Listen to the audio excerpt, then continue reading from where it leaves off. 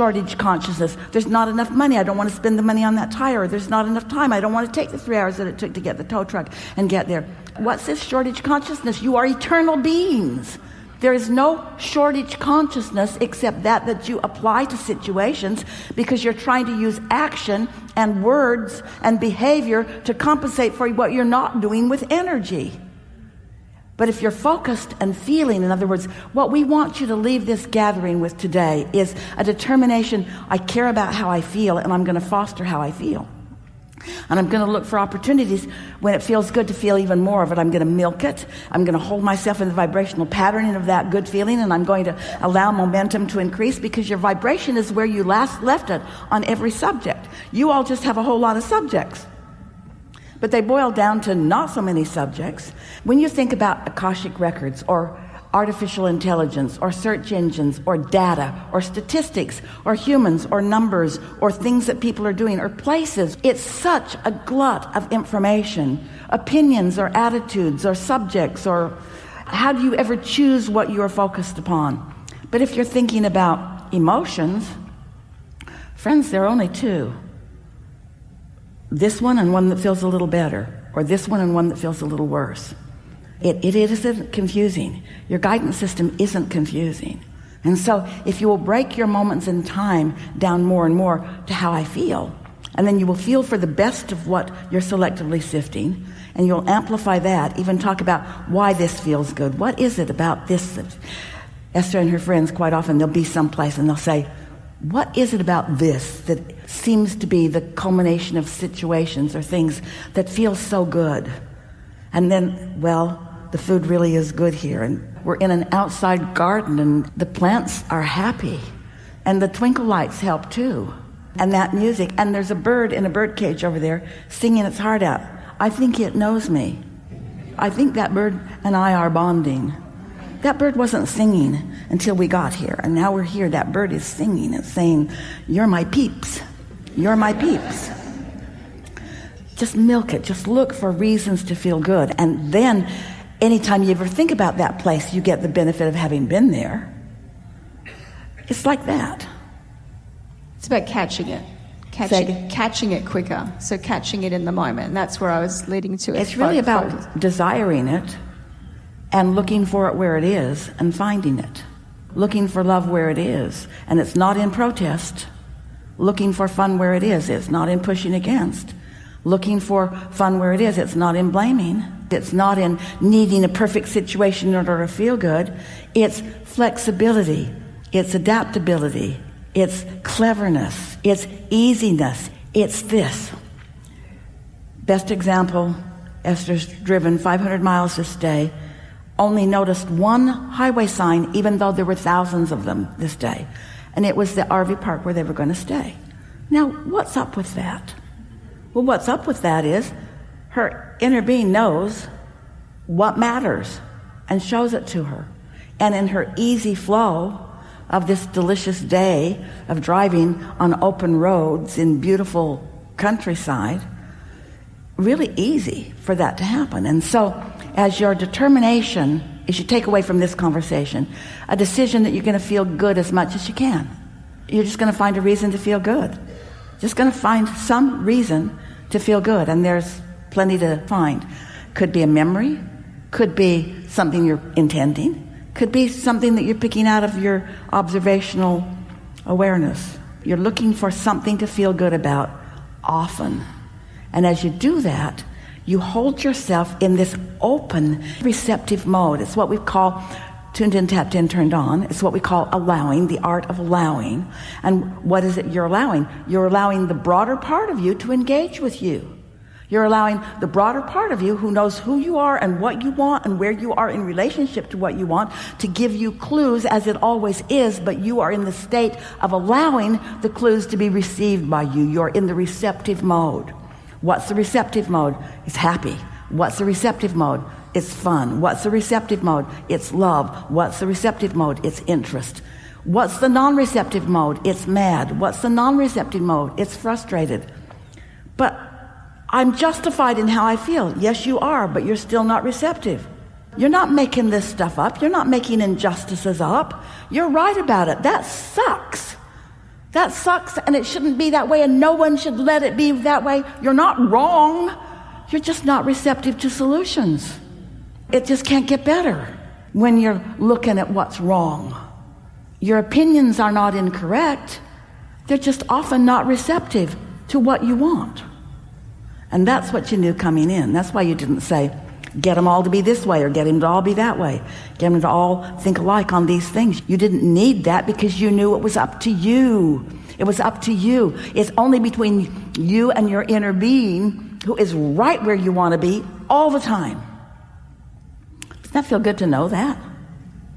Enough? Yeah. Really good. Now what? How do I make myself feel a way I don't feel? You have to want it enough that you find the way. That's really what it comes down to. Sometimes things have to get pretty out of balance before you make the decision. Planet Earth. Hello. This time it was a choice. I just knew you were going to call me. So my question is, a lot of things have been changing since I've begun doing this work and hearing your teachings. Nothing stays the same, so the momentum is moving one way or the other, isn't it? Because the law of attraction is responding to whatever you've got going on. So things are constantly changing. Are things getting better? 100%. Good news. I feel that being in the vortex and finding that fresh new ideas and thoughts, and almost every time I have that thought, and I'm in a workshop and you speak about it, and so that confirms, sort of acts as an affirmation. Yeah. And I feel really good, and I keep seeing vibrational proofs of those things. Yes. So it really confirms to me my bandwidth. It gets more and more fun, doesn't it? As you set an intention and focus on it enough that you know you've set it, and then you watch it play out. It gives you that confidence to know that this is something that you can do. It gives you that control of your experience. It makes you feel invincible. There is nothing that will not come to you once you accomplish a consistent vibrational match to it. 100%. This applies to everything. Everything. And is at the basis of everything. And applies to everything, wanted or unwanted, doesn't it? You get what you think about, whether you want it or not. yes. Yeah. And so my question is, so with a lot of things changing, like this is a completely new way of life, and obviously it really isn't. It's just conscious now. Yes. So it's the oldest way of life. Okay. All biology is about this. All science is about this. All physics is about this. All everything is about this. But when you consciously know it, then it's fun. Then it never feels like somebody's doing something to you. It never feels like somebody else is in charge. Yeah.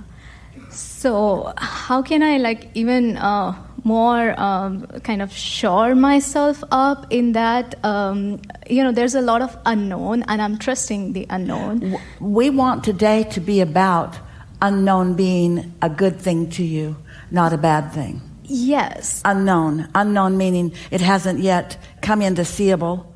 When you identify that you want something and you say, how am I going to get it? When's it going to come? Where's it going to come from? Who's going to be there? When you ask all those questions, the answers aren't there for you yet. Then it works against you. But when you talk about what you want and how it will feel, you can find that feeling. You can. For this reason, this is why we are so sure about this. Have you heard us say, if you've been listening to us at all, you've heard this many times, if this time-space reality has the wherewithal to invite into you or cause you to give birth to a desire, then this time-space reality has the wherewithal to manifest it fully. What if it is this way? What if the desire you identified was you're translating the vortex? What if the very fact that you know you want that was that you had accomplished that feeling place, and that desire came from there. Yes, I know it. That desire came from there, which means it's a slam dunk. The desire came from there, which means the desire already is, and at some level you identified it. Now what are you going to do about it? Anticipate it or worry about it? Moan that it isn't here yet, or eagerly look forward to it not being, what was your word? Unseen or unknown? Because it's not unknown. If the idea came, that's proof to you it's not unknown.